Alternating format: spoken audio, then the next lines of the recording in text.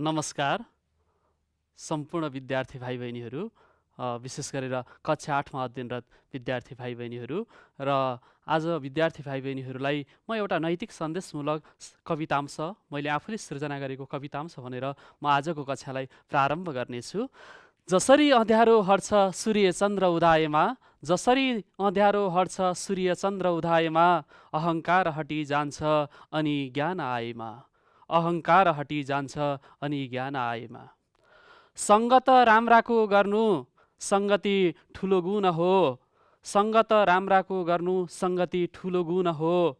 व्यक्ति प्रिय हुँदै जान्छ, व्यक्ति प्रिय हुँदै जान्छ राम्रो भनी रुचाएमा, व्यक्ति प्रिय हुँदै जान्छ राम्रो भनी रुचाएमा। धन्यवाद। अब यदि तपाईहरूलाई पक्कै पनि हामीले सत्सङ्गत असल सङ्गत गर्नुपर्छ, सङ्गत गुनाको फल हुन्छ भन्ने कुरा तपाईँहरूलाई थाहा छ। सङ्गते जायते फलम पनि भन्छ, सङ्गत गुनाको के हुन्छ, फल हुन्छ, त्यसको प्रतिफल प्राप्त हुन्छ। र यदि भनिसकेपछि विद्यार्थी भाइ बहिनीहरूलाई आज हामी भाषिक रचनासँग सम्बन्धित विषयका बारेमा हामी चर्चा गर्छौँ। विशेष गरेर बुधा टिपोट र त्यो बुधा टिपोटलाई सारांशमा रूपान्तरण हामी कसरी गर्ने, यसका सिलसिलाबद्ध रूपमा हामी यो लेखन शैलीलाई म बढी उजागर गर्न, विद्यार्थीहरूको त्यो लेखन कौशलतालाई पारङ्गत बनाउनका लागि कक्षामा हाजिर भएको छु। विद्यार्थीहरूले पनि यसलाई रोचक किसिमले लिनुहुनेछ र भोलिका दिनमा व्यवहारमा उतार्नुहुनेछ भन्ने आशा पनि लिएको छु। र बुधा टिपोट भन्नाले सामान्यतया कुनै पनि लेख अथवा रचनाका मुख्य विषयवस्तुलाई समेटेर त्यसलाई बुधागत रूपमा प्रस्तुतिकरण गर्नु अथवा राख्ने कार्यलाई के भनिन्छ, बुधा टिपोट भनेर भनिन्छ। र त्यो लामो हामी समाचार सङ्कलन गर्दै गर्दाखेरि अथवा कुनै पनि ठुला लेखहरू ग्रन्थहरू पढ्दै गर्दाखेरि पनि त्यो ठुलो अध्ययनभित्र डुब्दाखेरि हामीलाई असहज अवस्था सिर्जना हुन सक्छ। त्यसबाट मुख्य कुराहरू हामी लिन चाहन्छौँ। यसका लागि हामीलाई यो बुधा टिपोटले सहयोग पुर्याउँछ विद्यार्थी भाइ बहिनीहरू। र यसबाट हामीहरूले लेखन कौशललाई, लेखन सिपलाई अगाडि बढाउन सकिन्छ। र यसको सिलसिलाबद्धता हुन्छ, क्रमबद्धता हुन्छ। यो कसरी राख्ने, कुन रूपमा राख्ने, कसरी राख्न सकियो भने त्यसबाट चाहिँ हामीले खोजेको कुरा, वास्तविक कुरा, गुदी कुरा निकाल्ने हो, त्यो चाहिँ हामीले पत्ता लगाउन सक्नुपर्ने हुन्छ। भाषा यस्तो चिज हो, थोरैलाई धेरै बनाउनु पर्ने पनि हुनसक्छ। तपाईँहरूको भाषिक परीक्षण, भाषिक मूल्याङ्कन गर्ने कुरामा भने कतिपय कुराहरू धेरै लेखेको छ भने त्यो धेरैलाई थोरै बनाउने गुण पनि अथवा विशेषता पनि तपाईँहरूभित्र अन्तर्निहित हुनुपर्छ। र यसले नै तपाईँहरूको भाषालाई अझ के बनाउँछ, एउटा सक्षम अथवा के हुन्छ, भाषिक कुशलता प्रदान गर्ने गर्दछ। र बुधा टिपोट लाई म आज विद्यार्थी भाइ बहिनीहरूसँग जोड्न चाहे। बुधा टिपोटको परिचय सामान्यतया कुनै लामो लेख वा भनाइको सार खिचेर टिप्नु नै के हो, बुधा टिपोट हो। र 2-4वटा बुधामा लामो अभिव्यक्तिको सार खिच्न सकिने है। सबै एउटा ग्रन्थको अथवा कुनै ठुलो पुस्तकको सारलाई नै हामी बुधागत रूपमा टिप्न सक्छौँ। समाचार सङ्कलन गर्न जाँदैखेरि पनि सम्पूर्ण त्यो विषयवस्तुलाई हामीले त्यहाँ टिपोट गर्न सम्भव हुँदैन। त्यहाँका मुख्य कुराहरूलाई हामी टिपोट गर्न सक्छौँ। हरेक कुनै पनि घटना, सभा समारोहमा घटेका कुराहरूलाई पनि हामीले त्यसलाई बुधागत रूपमा हामीले के गर्न सक्छौँ, राख्न सक्छौँ। यसरी यो सङ्कलन गर्ने कार्य के हो भन्दा बुधा टिपोट हो। बुधा टिपोटले तपाईँहरूको लेखनलाई तीव्रता ल्याउने काम गर्छ। लेखनमा तीव्रता अथवा छिटो अगाडि बढ्ने एउटा कुशलताको विकास गर्छ। यति मात्रै होइन, यसले के गर्छ भन्दा तपाईँहरूको स्मरण शक्तिको विकासमा पनि सहयोग गर्छ। तपाईँहरू लामो समयसम्म, दीर्घकालसम्म, चिरकाल पर्यन्त अथवा पछिल्लो समयसम्म स्थायी रूपमा मनभित्र राख्नका लागि पनि यसले सहयोग पुर्याएको हुन्छ। तसर्थ हामीले यो बुधा टिपोटलाई सामान्य रूपमा नलिकन अलिकति लेखनको एउटा विशिष्ट रूपमा विद्यार्थी भाइ बहिनीहरूले लिनु आवश्यक छ। र अब यो बुधा टिपोट पछाडि, बुधा टिपोट पश्चात सारांश लेखन के हो त? हामी परीक्षामा तपाईँहरूलाई ख्याल गर्नुपर्छ। बुधा टिपोट पछि सारांश लेखिने गरिन्छ। कुनै पनि तिनै बुधाका आधारमा सारांश लेख्ने गरिन्छ। र लामो रचनाको महत्त्वपूर्ण कुरा नछाडी छोटो बनाई लेखिने पुनर्लेखन अथवा फेरि लेख्ने कार्यलाई के भनिन्छ, सारांश भनेर भनिन्छ। तपाईँहरूलाई थाहा, सार प्लस अंश है, सार जोड अंश, त्यही भएर सारांश भनेको है। अंशमा व्यक्त गर्ने अर्थात् फेरि त्यो अनुच्छेदको अथवा कुनै पनि पाठको, टेक्स्टको त्यो एउटा भाग मात्रै होइन नि। फेरि सारांश भनेको तपाईँहरूले यो कुरा बुझ्नुपर्छ, एउटा भाग मात्रै हो भन्ने कुरा पनि हामीले बुझ्नु हुँदैन।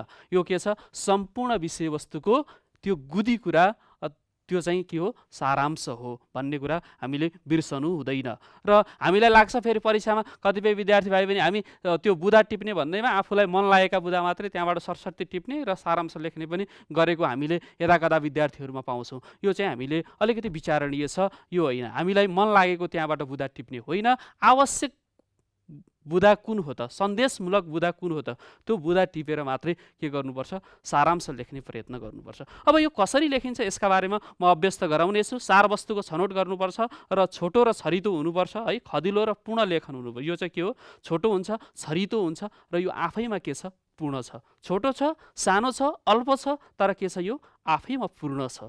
यसको चाहिँ के हो, सारांशको विशेषता हो। छोटो हुनु र पूर्ण हुनु नै के हो, यसको विशेषताभित्र पर्छ। अब स्थापना, मितव्ययिता पनि हुनुपर्छ यसमा। यो लेखनमा क्रमिकता हुनुपर्छ। यो पछि यो क्रम मिलाउने भन्ने कुरा चाहिँ यसमा समाविष्ट हुनुपर्छ। उखान, टुक्का लगायतका कुराहरू, उदाहरणका कुराहरू, दृष्टान्तका कुराहरू यसमा आउनु हुँदैन। अब केही कुरालाई प्रमाणित गर्न त्यहाँ व्यक्त गरिएको छ भने ती प्रमाणित गर्न राखिएका कुराहरूलाई हामीले के गर्नुपर्छ, त्यहाँबाट हटाउनुपर्छ। अब यसका लागि चाहिँ कसरी लेख्ने त, यो पनि म आजको कक्षामा चर्चा गर्ने नै छु। र विद्यार्थी भाइ बहिनीहरू, दिएको अंशलाई सबभन्दा पहिला के गर्नुपर्छ, सर्वप्रथम भावबोध नभएसम्म, राम्ररी भावबोध नभएसम्म पटक पटक पढ्ने, बारम्बार हामी अध्ययन गर्नुपर्छ। त्यो अनुच्छेदलाई, त्यसको आशय के हो त, त्यसले भन्न खोजेको सन्देश के हो, दिन खोजेको विषयवस्तु के हो त, त्यो नबुझेसम्म हामी के गर्नुपर्छ, बारम्बार पढ्ने के गर्नुपर्छ, अभ्यास गर्नुपर्छ। समयलाई पनि अलिकति ख्याल गर्नुपर्छ, परीक्षामा लेख्ने समयलाई पनि, र हामीले के गर्नुपर्छ, त्यसलाई पढ्ने बानी बसाल्नुपर्छ। 7 कक्षामा कतिपयले राम्रोसँग सारांश लेखिसक्नु भएको छैन, 8 कक्षामा आउँदाखेरि तपाईँहरूलाई अलिकति असहज अवस्था पनि हुनसक्छ। त्यही भएर तपाईँहरूलाई यो कक्षाले केही सहज बनाउँछ ल, उक्त अनुच्छेदका मुख्य मुख्य कुराहरूमा मात्रै के गर्ने, त्यसलाई चाहिँ रेखाङ्कन गर्ने। जुन कुरा मुख्य कुरा हो, मुख्य विषयवस्तुमा मात्रै, मुख्य कुराहरूमा मात्रै के गर्ने, रेखाङ्कन गर्ने। रेखाङ्कन यो चाहिँ हामीले बिर्सनु हुँदैन। मुख्य कुराहरूमा रेखाङ्कन गर्नका लागि हामीले बिर्सनु हुँदैन सर्वप्रथम। र तिनीहरूको क्रियापद चाहिँ के हुनुपर्छ भन्दा विशेष गरेर असमापिका क्रियापद राख्नुपर्ने हुन्छ। सारांश लेख्दै गर्दाखेरि के गर्नुपर्छ, असमापिका क्रियापद राख्नुपर्छ। असमापिका, असमापिका भनेको वाक्यलाई पूर्ण नगरिएका क्रियापद, जस्तै ने, भएकाले, नु जस्ता क्रियापदहरू राख्नुपर्ने हुन्छ। अब त्यस पछाडि के गर्नुपर्छ, त्यो बुँदा टिपोट गरिसकेपछि त्यसलाई सारांशका रूपमा प्रस्तुत गर्नुपर्ने हुन्छ। यो सारांश के हुन्छ, 1/3 हुन्छ अथवा 3 भागको 1 भाग लेख्नुपर्ने हुन्छ। 150 वटा शब्द छन् भने त्यसबाट हामीले सारांश लेख्दा 50 वटा शब्दलाई ल्याउनुपर्छ। 4-5 वटा शब्द तलमाथि हुँदैमा तपाईँहरूको लेखन बिग्रिँदैन, बरु त्यो शब्दकै कसीमा मात्रै ल्याउन खोज्दा तर तपाईँहरूको भाव चिप्लिनु हुँदैन, भावबाट तपाईँहरू छुट्नु हुँदैन। त्यो अनुच्छेदले व्यक्त गर्न खोजेको कुरा, त्यो पाठले भन्न खोजेको कुरा तपाईँहरूले त्यो त्यसमा चाहिँ ल्याउनु पर्ने हुन्छ, त्यो सारांशमा आउनुपर्ने हुन्छ।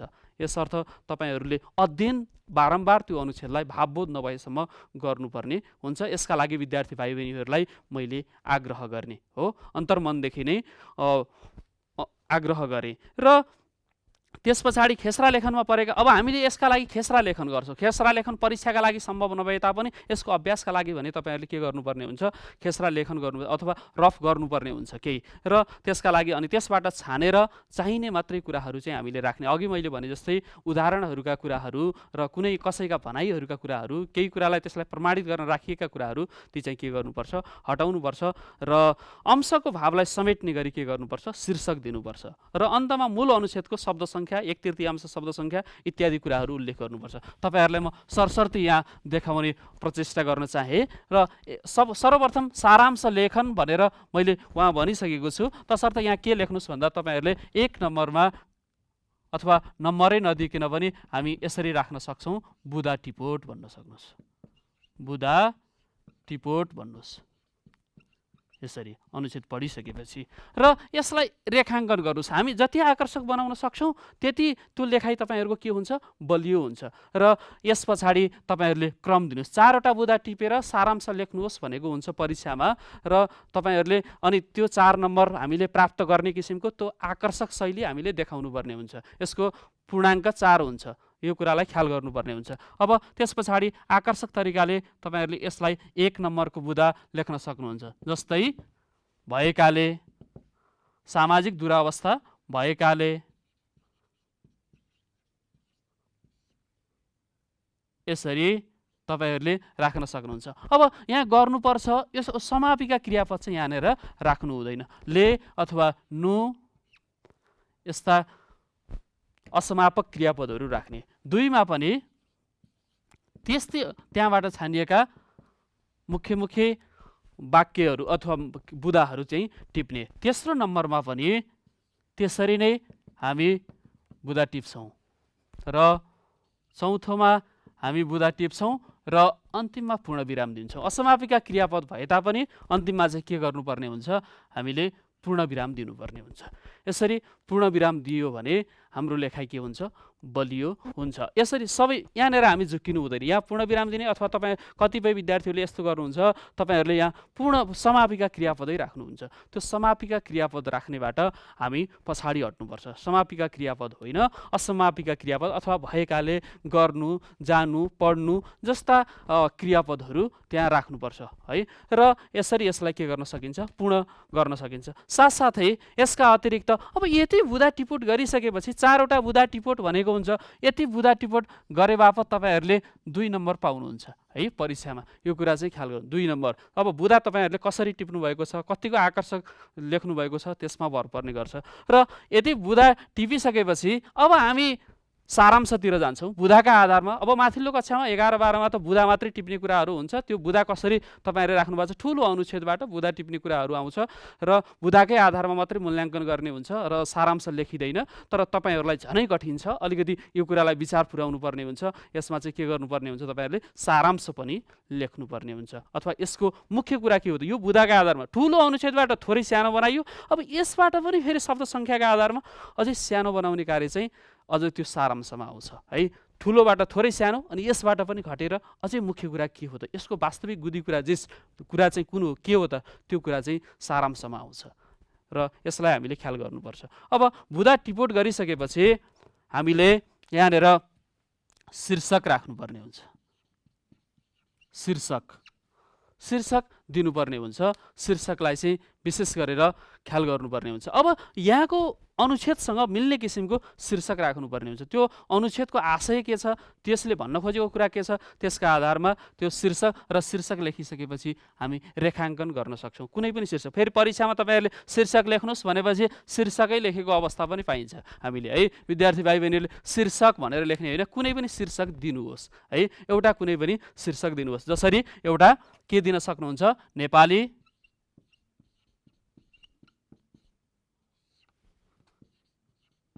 संस्कृति अथवा प्रकृति, योसँग मिल्ने किसिमको शीर्षक दिन सक्नुहुन्छ। अब यहाँ तपाईँहरूले शीर्षक पनि लेख्नु परेन, फेरि सारांश भनेर सारांश पनि लेखिरहनु आवश्यक छैन। कतिपयले सारांश भनेर यहाँ लेख्नु भएको हुन्छ। माथि नै हामी सारांश लेखन र बुदा टिपोट भनेर लेख्न सक्छौँ, तर यहाँनिर चाहिँ हामीले कृपया त्यो लेख्ने कोसिस नगरौँ र सिधै अब यस पछाडि सारांश लेखौँ। कति लेख्ने, 1/3, 3 भागको 1 भाग। जस्तै 79वटा शब्द हामी त्यहाँ भेटियो भने, मूल अनुच्छेदमा 79वटा शब्द भेटियो भने के गर्न सकिन्छ, यसमा 33वटा शब्द ल्याउनु पर्ने हुन्छ। 33 त्यहाँ 79 हुन्छ है। त्यही भएर 33वटा शब्द, अब 33वटाबाट 35वटा पनि हुनसक्छ, 30वटा पनि हुनसक्छ। अब 3, 4वटा 5वटा शब्द तलमाथिले फरक पार्दैन, तर तपाईँहरूले ल्याएको सार कुरा के हो त्यो कुरा चाहिँ बढी महत्त्वपूर्ण हुन्छ। यसरी हामीले सारांश लेखनलाई अगाडि बढाउन सकिन्छ। अब यो कसरी लेख्ने त, अन्तिममा लेख्दाखेरि तपाईँहरूको कसरी आकर्षक हुन्छ त, यसबारेमा पनि म सामान्यतया यहाँनिर चर्चा गर्छु। अन्तिममा लेख्दा है, अब यहाँनिर तपाईँहरूले अन्तिममा यसको ढाँचा चाहिँ कोठाभित्र राख्न सक्नुहुन्छ। यसलाई कोठाभित्र राखेर तपाईँहरूले राम्रो बनाउन सक्नुहुन्छ। अब मूल अनुच्छेदका शब्द सङ्ख्या, मूल अनुच्छेदका शब्द सङ्ख्या है, त्यो राख्न सक्नुहुने भयो। त्यस पछाडि 1/3 शब्द सङ्ख्या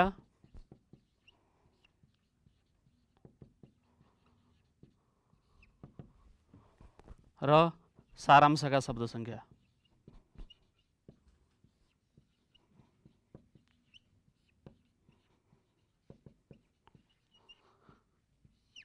यो अन्तिम खण्डमा तपाईहरुले यसलाई राख्नुपर्ने हुन्छ। यसलाई तपाईहरुले जति आकर्षक बनाउन सक्नुहुन्छ त्यति राम्रो देखिन्छ। हामीले सिसा कलमले त्यसलाई रेखाङ्कन गर्न सक्छौं, अन्डरलाइन गरेर त्यसलाई अझै आकर्षक बनाउन सक्छौं। यसरी प्रश्न यो भागलाई चाहिँ तपाईहरुले अन्तिम खण्डमा राख्नुपर्ने हुन्छ। अन्तिममा लगेर जोड्दिने, बीचमा कतिले अब बीचमा लेख्ने अनि अन्तिममा सारांशमा भएका शब्द भनेर पनि राख्ने गरेको पाइन्छ। तर त्यसरी राख्नुभयो भने तपाईहरुको लेखाइ अलि सफा देखिदैन। यसका लागि पनि हामीले के गर्नुपर्छ, अन्तमा लगेर यसलाई राखिदिनुपर्छ। बुधा टिपोट पश्चात सरसर्ती म फेरि विद्यार्थी भाइ बहिनीहरूलाई जोड्न चाहे। बुधा टिपोट गरिन्छ हामीले सर्वप्रथम कुनै पनि पाठ बारम्बार पढिसकेपछि, र त्यो बुधा टिपोटका आधारमा के गरिन्छ, कुनै पनि एउटा शीर्षक दिइन्छ, त्यसको शब्द सङ्ख्या गनिन्छ र आवश्यक शीर्षक दिइन्छ। त्यसमा मिल्ने किसिमको, फेरि काम कुरो एकातिर कुम्लो बोकी ठिमीतिर भने जस्तो हुनु हुँदैन। विषयवस्तु एउटा त्यसले भन्न खोजेको छ, फेरि हामीले दिने शीर्षक अर्को भयो भने त्यो मेल खाँदैन। त्यहाँ त्यसले भन्न खोजेको विषयवस्तुसँग मिल्ने किसिमको शीर्षक हामीले चयन गर्नुपर्छ। त्यो चयन गर्ने कुशलता पनि त्यसले हेरेको हुन्छ, अथवा मूल्याङ्कनका लागि त्यसले पनि तपाईहरुबाट माग गरेको हुन्छ। अब र त्यस पछाडि शीर्षक पश्चात हामी के गर्छौं, 1/3 अथवा 3 भागको 1 भाग सारांश लेख्न हामी अगाडि बढ्छौं। र त्यहाँबाट त्यो असमापिका क्रियापदहरूलाई हटाएर हामी के गर्छौं, सबै कुरालाई जोडेर समन्वय गरेर श्रृङ्खलाबद्ध रूपमा हामी के गर्छौं, छोटोमा मिठो र त्यसले भन्न खोजेको कुरालाई जोडेर के गर्छौं, सारांश प्रस्तुत गर्ने गर्छौं। यसले तपाईहरुको लेखनलाई के गराउँछ, तपाईहरुको सारांश लेखनलाई दरिलो बनाउने काम गर्छ। र विद्यार्थी भाइ बहिनीहरूलाई म सरसर्ती यहाँ उदाहरण जोड्न चाहे। नमुना 1 हेर्नु, देशको मूल कानुनलाई संविधान भनिन्छ। संविधानको भावना अनुसार ऐन कानुनको तर्जुमा गरिएको हुन्छ, तिनलाई व्यवहारमा उतार्न नियम विनियमहरू बनाइएका हुन्छन्। यी सबैको उद्देश्य देशमा शान्ति सुरक्षा कायम गर्नु, जनधनको रक्षा गर्नु, व्यक्ति समाज र राष्ट्रलाई अहित हुने कामहरू कतैबाट हुन नदिनु हो। यसै गरी मानिसले बोल्ने, लेख्ने, प्रकाशन गर्ने र उद्यम गर्ने जस्ता विभिन्न स्वतन्त्रताको संरक्षण गर्नु पनि हो। अपराध गर्नेलाई तोकिए अनुसार दण्ड सजाय गर्ने र कहीँ कतैबाट मनोमानी हुन नदिने असल मनसायले के गरिन्छ भएमा त्यसलाई के गर्नुपर्छ, सजाय दिनुपर्छ भन्ने कुरा यसले व्यक्त गर्न खोजेको छ। अब यो आशयसँग सम्बन्धित भएर हामीले बुधा टिपोट गर्नुपर्ने हुन्छ। ल हेर्नुहोस् त, त्यहाँ सरसर्ती मैले टिपेको बुधाहरू हेर्नुहोस्। देशको मूल कानुन संविधानको भावना अनुसार ऐन कानुन र नियम विनियम निर्माण हुनु भनेको छु। त्यहाँ ख्याल गर्नुभयो तपाईहरुले, हुनु भनिएको छ। र त्यस पछाडि दोस्रो नम्बरको बुधामा छ उद्देश्य शान्ति सुरक्षा कायम गर्नु र जनसमाजको हित गर्नु। के रहेछ उद्देश्य, के रहेछ शान्ति सुरक्षा कायम गर्नु र के रहेछ अनि जनसमाजको हित गर्नु छ। र अर्को कुरा छ उद्देश्य वाक प्रकाशन। वाक प्रकाशन भनेको, वाक भनेको बाणी है। अब त्यो प्रकाशन र के गर्ने, उद्योग गर्ने स्वतन्त्रता हुनु। यो कुरा चाहिँ त्यहाँको अनुच्छेदमा, हामी माथिल्लो अनुच्छेदमा पनि हेर्न सक्छौँ। यहाँनिर देशको मूल कानुनलाई संविधान भनिन्छ, संविधानको भावना अनुसार ऐन कानुनको तर्जुमा गरिन्छ है। संविधानको भावना अनुसार ऐन कानुन तर्जुमा गर्नु, त्यो कुरालाई हामीले जोड्नु। यसलाई के गर्नुपर्छ, तपाईहरुले अत्यन्तै रेखाङ्कन गर्नुपर्ने हुन्छ। यो त मैले उदाहरणका लागि मात्रै जोडेँ है। अब त्यसैमा भएका मैले अनावश्यक कुराहरू हटाएको छु। कसर मसरहरू हामीले त्यो अनुच्छेदबाट हटाउने कोसिस गर्नुपर्छ। र समाज र राष्ट्रलाई अहित हुने कामहरू कसैबाट हुन नदिनु हो। यसले के गर्छ, कहीँ कतैबाट कसैबाट पनि हुन दिनु हुँदैन। यसै गरी मानिसका बोल्ने, लेख्ने, प्रकाशन गर्ने र उद्यम गर्ने जस्ता विभिन्न स्वतन्त्रताको संरक्षण पनि हो भनेको छ है। उद्देश्य शान्ति सुरक्षा कायम गर्नु र जनसमाजको हित गर्नु। त्यहाँको दोस्रो तेस्रो वाक्यलाई अथवा त्यहाँको भनाइलाई यसले जोड्ने काम गरेको छ। उद्देश्य वाक प्रकाशन र उद्योग गर्ने स्वतन्त्रता हुनु। अब यहाँ पनि जोडेको छु मैले, तपाईहरुले त्यहाँ चाहिँ अल्पविराम दिन सक्नुहुन्छ है। असमापिका क्रियापद हो, तसर्थ त्यो वाक्य पूर्ण भएको छैन। पूर्ण वाक्यमा मात्रै हामीले पूर्ण विराम दिन्छौँ।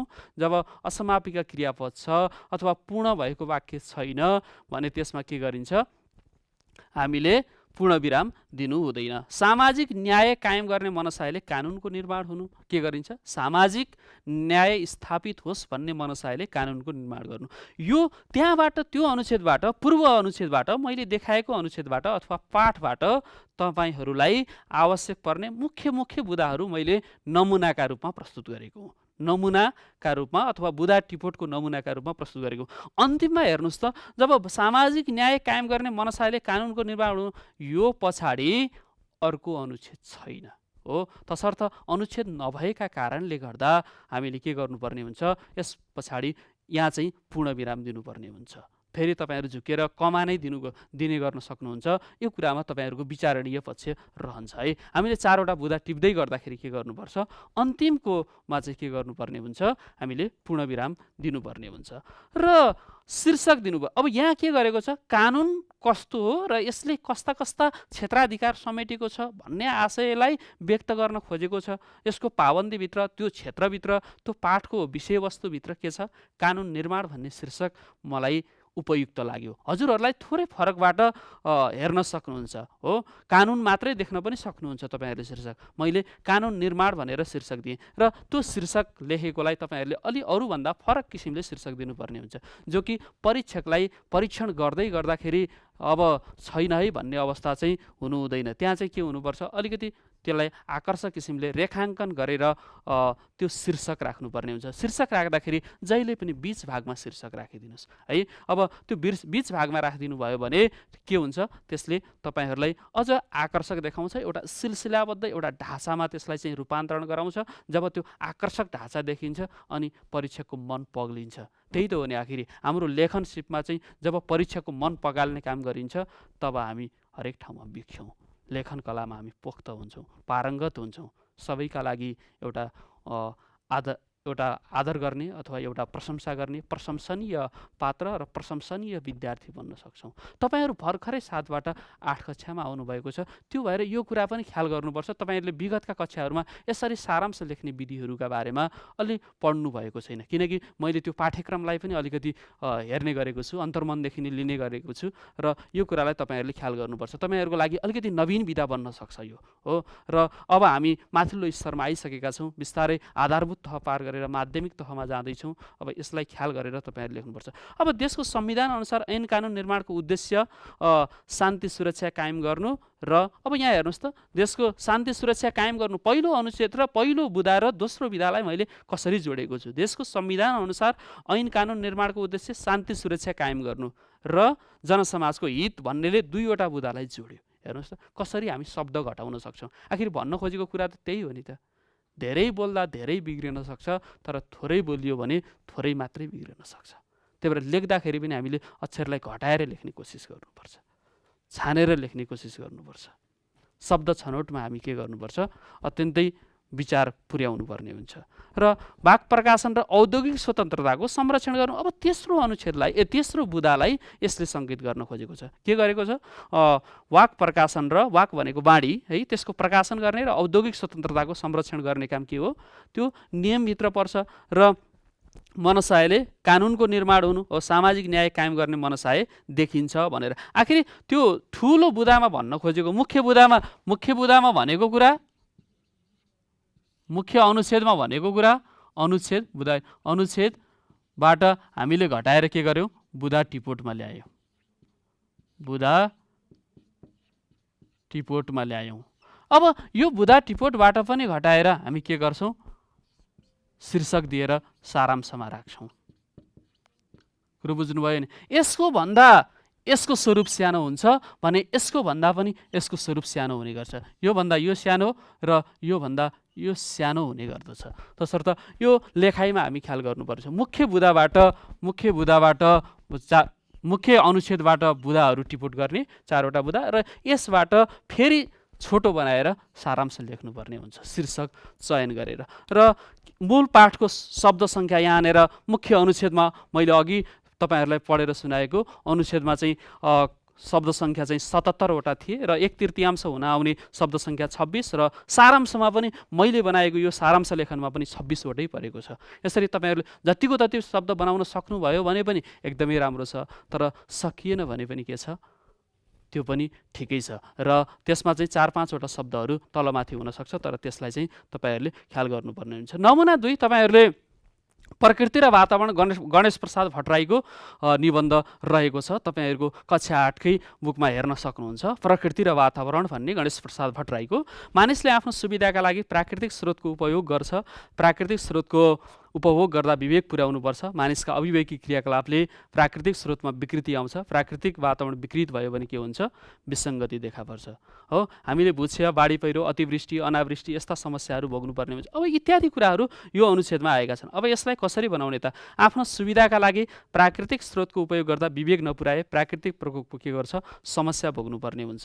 र प्राकृतिक सौन्दर्य नासी मौसममा के हुन्छ? परिवर्तन आउने अवस्था हुन्छ। न्याय बनाएको छु, भोग्नुपर्ने बनाएको छु, हेर्नुहोस् त त्यहाँ तपाईँहरूले पनि त्यो कुरा ख्याल गर्ने। असमापिका क्रियापद र बाली नालीको उत्पादन समयमा परिवर्तन आई नदी सुक्न हिमाल पग्न थाल्ने अवस्था ने भएको छ। हेर्नुहोस् त, असमापिका नै छ। यसलाई चाहिँ तपाईँहरूले ख्याल गर्नुपर्ने हुन्छ। वातावरण प्रतिकूल हुन नदिई प्रकृति स्वच्छ राख्न मानिसले नै के गर्नुपर्छ?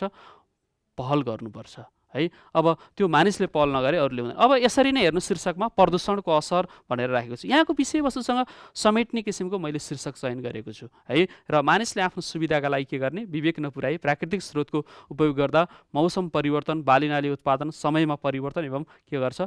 प्राकृतिक प्रकोप बढ्न गई मानिस नै सङ्कटमा पर्ने हुँदा वातावरण स्वच्छ राख्न मानिसले नै के गर्छ? लाग्नुपर्छ। अब यसमा अनुच्छेद शब्द सङ्ख्या कति छन्? 87 वटा छन् भने आवश्यक हामीलाई चाहिने शब्द सङ्ख्या कति? 29 र सारांशमा भएका शब्द सङ्ख्या के छ? 32। अघि ठ्याक्कै बराबर भएका शब्द सङ्ख्याको उदाहरण राखेको थिएँ भने अहिलेको उदाहरणमा तपाईँहरू विद्यार्थी भाइ बहिनीहरूलाई अलिकति तलमाथि भएको उदाहरण प्रस्तुत गरेको छु। यसले तपाईँहरू शब्दले फरक पार्दो रहेनछ है, 2-3 वटा शब्द यताउता हुँदैमा। तर हामीले दिने सन्देश अथवा त्यो अनुच्छेदले पाठले व्यक्त गर्न खोजेको सन्देश भने पछाडि पर्नु हुँदैन भन्ने कुरा यसले व्यक्त गर्न खोजेको छ। अब यसरी हामी अन्य जुनसुकै पाठको कथा, निबन्ध, अन्य प्रबन्ध, विभिन्न किसिमका विधाहरूबाट हामीले अनुच्छेदहरू चयन गरेर त्यसबाट हामीले बुदा टिपोट गरेर त्यो अनुच्छेदले भन्न खोजेको विषयलाई दिएर शीर्षक चयन गरेर हामी के गर्न सक्छौँ? सिलसिलाबद्ध रूपमा हामी त्यसलाई सारांश लेख्न सक्छौँ। यसरी सारांश लेख्न सकियो भने के हुन्छ? हाम्रो सारांश लेखन अलि के हुन्छ? प्रखर बन्छ। र पक्कै पनि आजको कक्षाबाट विद्यार्थी भाइ बहिनीहरूलाई केही न केही फाइदा पुग्यो भन्ने मैले महसुस गरेको छु। यति भन्दै आजको कक्षा मैले समापन गर्नु पूर्व विद्यार्थी भाइ बहिनीहरूलाई महाकवि लक्ष्मीप्रसाद देवकोटाको शाकुन्तल महाकाव्यको पहिलो अंश भनेर म आजको कक्षाबाट बिदा हुन चाहन्छु। चिम्ली लोचन दीर्घकाल तपमा खोलेर वासन्तिका, नाच्दी सुन्दर तालले पवनमा देखी फुलेकी लता, बिर्से झै भएको तिमी यति भनी गौरी रुलाइकन, मुस्काएर फुलाउँदा शिवदेउन कल्याणको चुम्बन। नमस्कार।